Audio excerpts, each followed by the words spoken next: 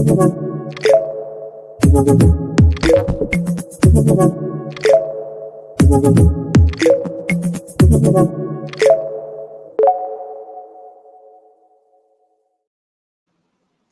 everyone. It's Vince Molinaro, and welcome to this episode of the Lead the Future podcast. I'm very excited to have Sharon Giraudel, Head of Human Resources for New Gold Canada, as my guest today. She has over 20 years of progressive HR experience, and prior to joining New Gold Canada Inc. in February of 2020, she worked for Valet Canada Inc. for 8 years as a Director of Talent Management in the Base Metals Division. And she had a broad scope, really covering Canada, United Kingdom, China, Japan, Brazil, Indonesia, and New Caledonia. And prior to joining the mining industry, Sharon worked for the financial services and consumer packaged goods organizations. And her focus throughout her career has been on really thinking about driving culture through engagement, systems, and performance. She holds a master's of continuing education in leadership and development from the University of Calgary, a bachelor of business management from Metropolitan University, and comes also as a certified human resource leader and a certified Scrum Master designation as well. So welcome, Sharon, to the Lead the Future podcast. Very nice to have you here, and thanks for making time to join us. Thank you. Glad to be here. Awesome. So tell me a little bit about New Gold and your role. I mean, you joined at a critical time, literally a month before the pandemic. So would love to kind of hear about your company and what your journey as as the most senior HR leader in the company. What did you have to navigate? Where is the company now? What's coming at you over the next 2 to 3 years? Yeah. So I'm the head of human resources. I'm responsible for overseeing the development and the execution of our people strategy, which is really about enabling a culture to help us deliver performance and against expectations. And yes, you're right. I joined February 3rd, 2020. And I remember my first communication to our employees was there's a virus that is, out there, but exercise the normal protocols that you would use during the flu season. So at that point in time when I joined the company, we were not aware of how significant COVID was. And then 2 weeks later, I'm sending out communication saying that the organization is now going to transfer over to work from home only. And we had to quickly mobilize a team across the organization to think about what are the protocols we're going to have in place. It was completely something I'd never experienced in my career. And so very much the way I would describe it, is kind of like fixing the plane in the air. Yeah. That's how I would describe it. So there was a lot to navigate through that because we also have two operations. We have one in Kamloops, BC, and we have another in Rainy River, which is in Ontario, and very close to a U.S. border. So even just navigating communications around, knowing that employees sometimes travel across the border and what the implications were with regard to quarantine, all of that, it was definitely a challenge. But there was a lot of learning and a lot of growth as a result of that impact. And so it was very good experience for me as a professional.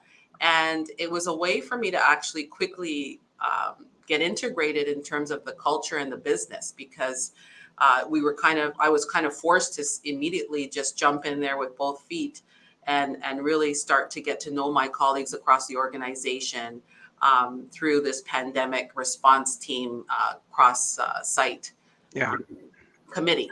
So yeah. So you kind of get through that, and now as you look out over the next 2 or 3 years, what are some of the big challenges and industry challenges and opportunities that the company's facing? Vince, I don't think that we're any different than other industries. I think the number one issue from that I hear from my colleagues, even in packaged goods and financial services, is the talent issue. We Right. have a labor shortage in Canada, but the additional challenge I have within mining is that we operate in locations in some cases where the number of talent is not as big as some of the bigger cities, and so we've had to be very creative in terms of how we market ourselves within the labor market. We've also had to think about the culture and even policies and proceed policies as well, in terms of how are we going to compete with these industries that actually have the flexibility of working from home. Because coming out of COVID, that was something in terms of mindset we had to change as a mining organization, is to really think about flexible workplace in terms of shift schedules, in terms of working from home. We had to adapt with the needs and the expectations of our candidates. And so, that was probably, I don't, as I said, I don't think it's any different. I know Yeah. colleagues that are in other industries that have similar experiences, but we definitely have had to be a lot more creative and increase our focus on culture. Yeah. And that's always been a theme of your career, right? Kind of as we described in your bio, right? Kind of leveraging culture to drive, performance. So in the midst of that context, what has been kind of the implications to leaders and managers at New Gold? How have they had to step up differently? I think they recognize that the role that they play, we've invested a lot in helping leaders understand the role that they play in terms of culture, and that it's not, retention is not an HR problem, and that it's actually a leadership and a business problem. Yeah. And so, but we also didn't want to just say, hey, leaders, you're accountable for this, without providing them with the tools. Right. So we spent the last 2.5 years, we spent a lot of time and energy and focus on investing in leadership training and tools, and as to support our leaders through this journey, I guess you could say. Yeah. And so one of the things where we've been able to work together was in really helping you and your team in kind of articulating a clear set of leadership expectations. And tell us about kind of how that process, went, and what that experience has been as you've been sharing and cascading that to leaders across the organization. Right. Well, I want to give a little bit of context. So I actually came across your book about 8 years ago. And as I was reading this book, I said to myself, this is really interesting. How cool would it be to think about actually introducing a leadership contract to an organization, so that everyone across the organization has a consistent way of understanding how they are expected to show up. And one of the things I have to say is that in HR, sometimes we are guilty of overcomplicating things. And when I Right. say that, in terms of introducing programs that are very complicated with complex frameworks. But what I really liked about the leadership contract, it was simple. Hmm. It was, when you sign up for a leader, here's the expected behaviors that you're expected to demonstrate. And I think I read somewhere that I think it was Brene Brown who said that there was a small percentage of organizations that actually operationalize their values into tangible behaviors. And what I liked about this was that your this leadership contract really was able to help me operationalize our existing New Gold values and make them into specific behaviors that leaders could resonate with. Yeah. But what we did was actually take it one step further and focus on not only the leadership expectations, but also behaviors that are not aligned with the expectations.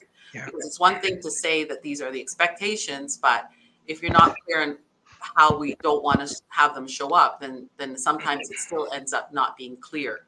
And Yeah. so that's what I loved about this program. It was a way to really help people understand the role of leadership Yeah. and how we are all accountable as New Gold leaders in really being the guardians of the values, really, Yeah. and the culture. Yeah. Yeah, that's so cool. Um, and then what's been as you because I can see in behind over your head you've got the placemat that your team created. You've got your leadership contract, so it's clearly front of center for you. But I'm it's one thing to have this idea, and it being sort of pretty simple and straightforward. What's been your experience? Because you and your team have been playing a critical role in communicating it out and cascading and engaging leaders and managers. What's been their reaction as you've been doing that? Yeah, so the reaction was very positive. And Yeah. prior to even introducing it, I tested it with the HR teams at the site, as well as some managers, and said, hey, I'm thinking about having a leadership contract to really help the company understand the standards for new gold leadership. What do you think? And they were all very positive. And they said, that would be a great idea. Hmm. And especially at the time when I joined the organization, we were truly decentralized in the truest sense of the world of the word, in that we didn't have a lot of the in terms of cross pollination. We were pretty segregated in terms of how we operated. Yeah. Actually, COVID, I think, actually helped bring the team together. To be honest, in terms of when I think about when I joined, it really helped us as a company leadership start to talk about the impact of COVID, and then that kind of helped give us um, the opportunity to look at how we are going to engage in other business processes and systems. Right. And specifically with the new CEO that we have on board, with the one new gold mindset that he wants across the company, this tool really helps reinforce some of the behaviors that he talks about, as well as the mindset that he's looking at in Yeah. terms of standardization, in terms of leveraging talent, ideas across the organization as well. Yeah, and it's interesting you say that, because certainly the work we've done around the leadership contract, when people ask, ultimately what is that, and the book is having its 10th anniversary this year, which is kind of freaky for me, but it's this that it is really about the mindset of a leader, right, and a mindset of an accountable leader, and I think like your CEO, I think we see many CEOs understanding that, yeah, while skills and capabilities are important to develop, we need to make sure leaders, like in your case, are really thinking, there's a one new gold mindset, how to think about the organization as a whole as they do their work with their teams, and that certainly facilitates that. So as you've been kind of rolling it out, what have you learned around what works around helping leaders really start to understand the expectations and internalize it? What's been critical? And second part of the question, what changes have you started to see as a result of that? I think that, going through the actual, because I deliver the program as well, Yeah. and getting feedback from participants and leaders, the leadership contract really helps them understand how important the role of a leader is. Yeah. Um, really focusing on not just the role the in terms of day to day, but really focusing on how they show up and the impact that has on individuals, and not only from again in terms of performance, but even just in terms of confidence, in terms of how people feel about themselves, whether they feel included in decisions, Right. um, and ultimately your mental health. We've all worked in organizations, or we know people who have worked in organizations where, based on leadership or culture, where it has impacted how they feel about themselves and the Yeah. mental health. And in the discussion, we get into conversations around, if you're feeling this way, and in mining, sometimes you can be underground for like, 10-hour days or whatnot, or in any environment in the office, if you're working in a with a group that you're not feeling included, you're not feeling valued, you feel invisible, the impact that that can have on you beyond your workplace. Yeah. So it's really helping them understand that, as a leader, it's a very important role, but it's not just about the workplace, that some of the impact that you can have on an individual actually extends beyond that. So an example that I can give you even is when I worked at Cadbury. I remember I had a CEO who said to me, this was like probably my second job after university, second. And he said, I want this to be the best place you've ever worked in your life. Yeah. So when you look back at your career, that this is the best place. And that, that really impacted me as an HR professional, Yeah. and it affected how I show up and how I wanted to show up and even be remembered regardless of, what happened to me down the road. And Yeah. so the we talk about that when we during our leadership contract in terms of Yeah. the impact and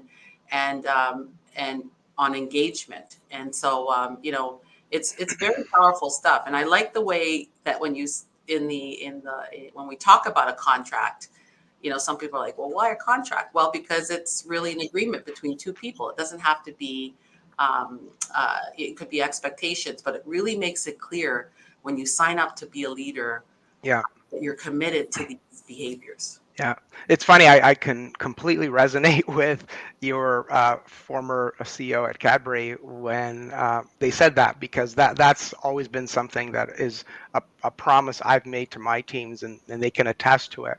And it's interesting because in the work we're doing with other organizations right now, there are times where, and I don't know, I'm curious whether you've seen it. And my sense is that New Gold is in a similar place where there's just the right constellation of, like the right CEO, the right executive team, the right extended leadership team, thinking about, what the business is there to do. And those are really unique opportunities to do something extraordinary, and to your point, something that you'll look back on to say, wow, that was a clear peak experience, not only in my career but in my life. And I know through my own experiences that I've been lucky to have a few of those. They don't come around all that often. And I think the work that you've been doing is instilling that sense of, like you said, there's a sense of optimism, sense of confidence in leaders. I suspect that they are probably starting to work better together, and then that clearly, is a ripple effect to the employees at the front line. I'm curious what your insights are on that, because I've lived that similar experience with, trying to create something compelling for our employees. Anything to say on that? Yeah, I think it's really I see more openness with employees being vocal about concerns that they have or ideas. Right. And I think it's because they actually see when you have the leadership going out to the site and they see that folks are going there from a place of inquiry and Yeah. not judgment. Right. It's really about let's do this together. It's not about pointing fingers, which Yeah. um, I think that really it's almost like starting a movement. Um, Right. and in a way, it's like starting a movement where there's less fear to speak up. There's more engagement because you feel that your ideas are being heard Yeah. from a diversity, equity, and inclusiveness. People are seeing the efforts that are underway around making New Gold an inclusive environment for everyone, where we Yeah. can, do our best work. Yeah, so that's what I think. Yeah. Yeah, that's cool. So as an HR leader, and you talked about, it's about starting a movement. What have you learned that's critical around when you're both defining and cascading leadership expectations? You talked about the importance of the simplicity of it, but what other reflections do you have, for other HR leaders to consider if they're looking to go down this path? I think it's really important, as much as possible, to put folks through the program early when they start. Mm. So when you engage with leaders early when they join an organization, um, the quicker you can get them acclimatized to the culture and the leadership expectations, the better. Yeah. It's going to help them adjust. It's going to help their teams understand that there's consistency, um, and that everyone is on the same page. I don't know that we spend enough or invest enough time on helping leaders transition to culture when they join Right. an organization. It's typically a vacancy takes place and you focus on getting the technical work done. But we like to spend a lot of time. I know with the team here, really getting to know them and helping them navigate those first 90 days, but also letting them know it's important to deliver against the technical. Yeah. But there's a lot of anxiety when you have a new leader as well. And so it's also important for you to get to know your team, let them understand your style early on, and come from a place of inquiry. Hmm. Yeah, so I think in terms of that would be my first, I think, point of or piece of advice is really to invest the time with leaders when they join your organization, help them understand your expectations around the culture. Yeah. Yeah. And what have you found? Because a part of what we write about and work with some of our customers around, and is really kind of building that sense of community among leaders. Have you seen that play out in any way? Do you see a greater sense of collegiality and a sense of kind of being in this together? Have you seen that play out? I would say that we're on our way. We're Yeah. we're still we've gone through a lot of change in terms of leadership at Okay. the senior level. So which I think based on their experience, they're bringing that to the company. So I am seeing more cross-site project teams and more of that. But we're still very much on the journey in Yeah. that regard. Yeah. Yeah. Because in work we've done with other clients, when they've pulled their leaders at the front line, those new into leadership roles, exactly to your earlier point of starting there, making sure that what they've said is the feedback that they get from their managers are they're really wanting two things. Um, uh, Make the expectations of leadership clear so I know where the bar is being set, which you just talked about, and help me build a network among my peers and colleagues so I can go to them for advice and support when I need to. So those two things kind of work hand in hand. It's about expectations, it's about community, and ultimately that's about performance and whatnot. Yeah. So part of this work then, as you've started the movement, is how do you kind of really, what are some of the things you're looking at to really embed this into the culture, so it's really hardwired into how New Gold operates kind of moving forward. Well, the first thing is we do make it mandatory for every leader to attend. So every people leader attends this training. You'll see that mine is posted. So we do ask our leaders to really make it visible. We've incorporated it into our performance management process as well. And so that's another way that we've sustained the impact. But we also want to look at having it extended to a broader audience because Mm, you don't have to have a formal title to be a yeah, leader. yeah, And so, part of you'll see in our leadership contract, and even we reference Courage to Care, which is a program that we're using to drive a really strong safety culture as well. And that starts from bottom up. It's not yeah, you start from top down. And yeah, so we'll be looking at exploring extending this to the broader group going forward. We wanted to start with the leadership first, yeah, and then we'll be looking at extending it to different levels across the yeah. organization. Yeah. Yeah, that's really cool that you're doing that, because what it does is it makes those expectations completely transparent across the organization. And then, where we've worked with other organizations that have done that, what they tell us is now, if I'm, let's say, a middle manager, I'm getting, and I don't know if maybe pressure is too too much of a word, but there are expectations now around how I need to lead, both from my direct reports and my teams, but also from senior level leaders, and that kind of plays out as well. So by sharing that broadly, uh, you really start putting everyone on the same page, which is really really cool. Yeah. So Yeah. go ahead. No, go ahead. No, no, go ahead.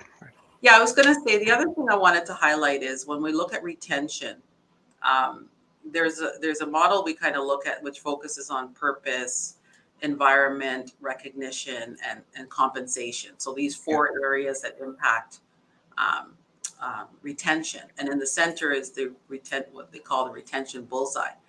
But leadership effectiveness is critical in all yeah, of those areas, and so investing in leadership effectiveness, like in programs such as leadership contract, really helps support one of the biggest challenges that we're trying to deal with Yeah.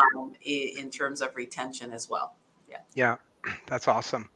And so as we look to kind of wrap up this conversation, I'm really, really the last question is kind of what have you learned through this process as a senior leader yourself?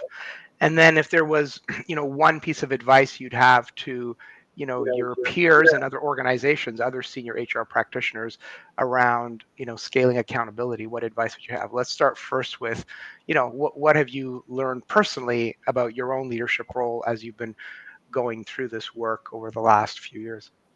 Well, the one thing I know is that no one's perfect. We're all Yeah. human. We all make mistakes, and having programs that allow you to reflect on leadership on an ongoing basis, not just a one and done, Yeah. I think is critical. So, having the contract visible, referring to it, reviewing it during the performance management process for myself, just constantly helps me really ground myself in terms of saying, so what else do I need to work on? Leadership is not something that you take a course and it's over.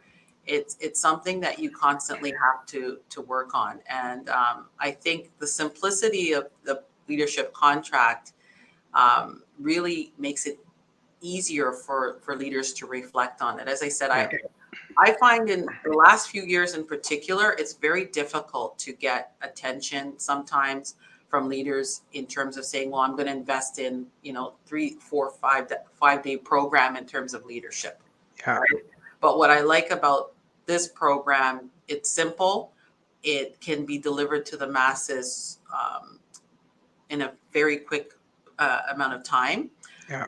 But what I find is that when I'm delivering the program, you can really feel the shift sometimes in the participants in terms of saying, "Wow, in terms of my role is important. I can impact somebody's confidence and their mental health." Like it's a very powerful way to really have some quiet time and a simple way to think about. Have leaders walk away saying, understanding the importance of their role, Yeah. and so that's what I would say.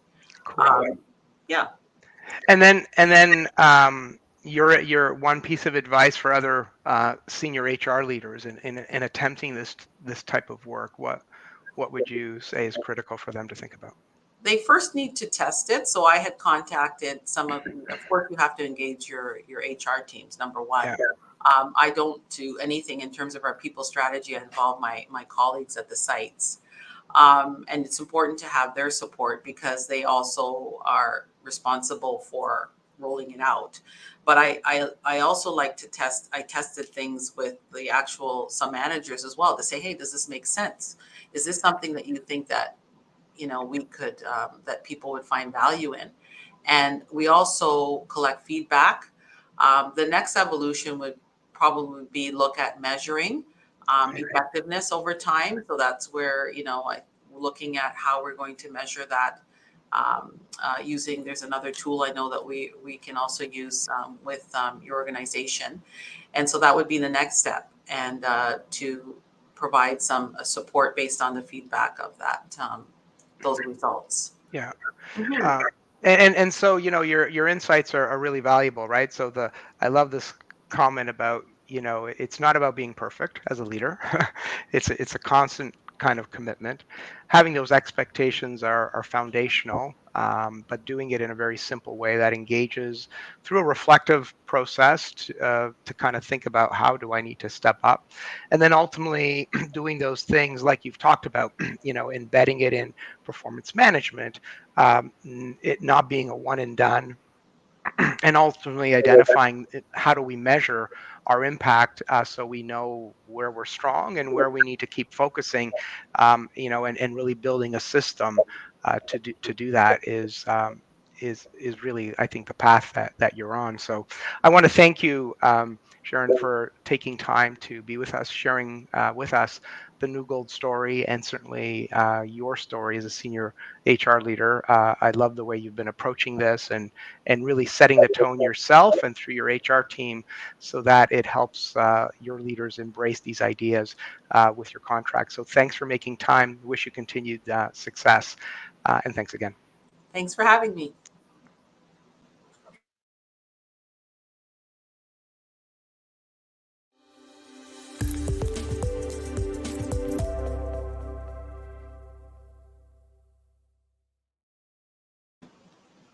Okay.